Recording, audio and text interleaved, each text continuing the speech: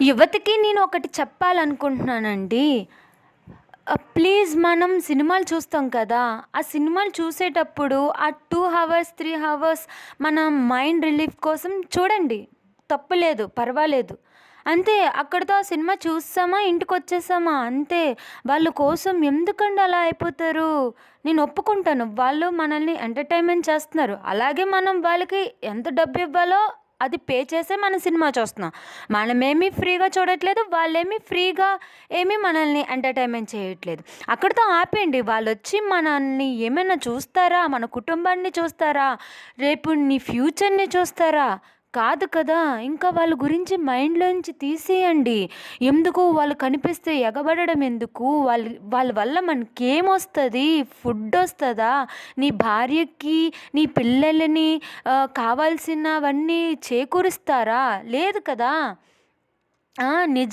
నిజమైన హీరోస్‌ని వదిలేసి మీరు ఒకవేళ వాళ్ళు హీరోస్ అనుకున్నారనుకోండి, వాళ్ళు ఎలా కష్టపడుతున్నారో ఆ పాయింట్స్ మీరు తీసుకోండి. అంతే. అంతేగాని నెక్స్ట్ మూవీ ఏంటి? ఇలాంటివన్నీ మనకనవసరమండి. ఇదంతా చాలా టైం వేస్ట్.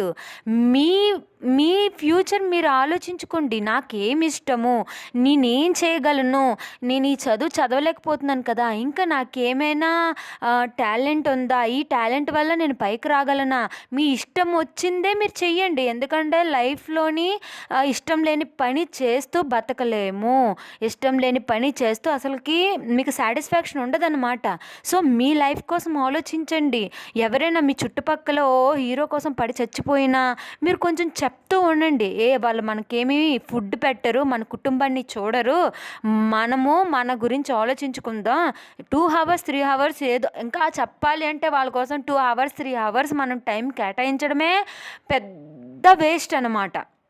అవునా కాదా? ఆ 3 హవర్స్, 2 హవర్స్ నీవు ఏంటి సాధించాలనుకుంటున్నావో అది నువ్వు పాలిష్ చేసుకోవచ్చు కదా! ఆ! మనకి రియల్ హీరోస్ మన దేశం కోసం పోరాడే వాళ్ళు వేరే దేశానికి వెళ్ళి వాళ్ళెన్నో నానా కష్టాలు పడుతున్నారు. వాళ్ళ కోసం ఆలోచించండి పోనీ అంతగా అయితే. వాళ్ళింత కష్టపడుతున్నారు అంటే మనం ఇక్కడ ఉన్నాము. ఇక్కడ ఉన్నందుకు మనం పుట్టినందుకు మనం ఏం చెయ్యాలి? మన కుటుంబానికి ఏం చెయ్యాలి? నా కోసం నేనేం చేసుకోవాలి? నా ఫ్యామిలీ కోసం ఏం చేసుకోవాలి? అది ఆలోచించుకోండి. అందరిని నెత్తి మీద పెట్టుకొని తిరక్కండి. మీకు అంతగా నెత్తి మీద పెట్టుకొని తిరగాలంటే ఆ దేవుడిని నెత్తి మీద పెట్టుకొని తిరగండి. మీకు కొంచెం పుణ్యమైన వస్తది. ఏం చేయాలనే జ్ఞానోదయం వస్తది.